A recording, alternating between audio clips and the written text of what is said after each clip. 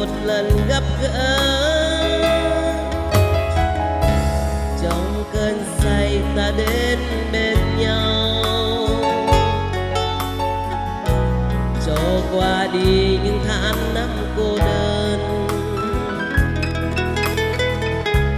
Con tim say chỉ muốn yêu thương, dù ta và em là hai kẻ xa lạ. Nào ngờ đâu là một lần đến bên, chỉ một lần tình mãi không phai. Nào ngờ đâu một lần đã trao nhau, là trọn đời ta ôm sầu nhớ. Em lấy sao đêm đơn mệnh, ta nào biết em ở đâu. Em lái trên cuộc đời này, để lương tư tìm quên sao cây. Em lấy cho ta đợi chờ, mong được thấy em trong cơn say. Em lái phải chăng là thật, mà sao ta cứ mãi đi tìm.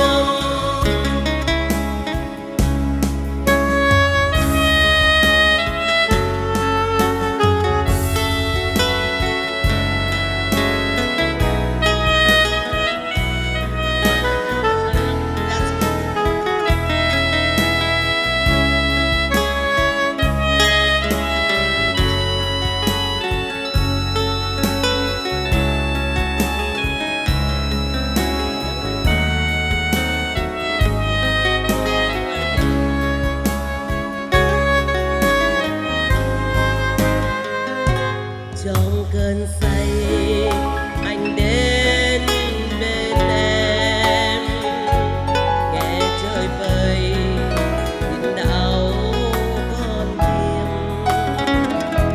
Bao đam mê cuốn lấy đôi ta, hai người xa lạ chỉ một lần gặp gỡ.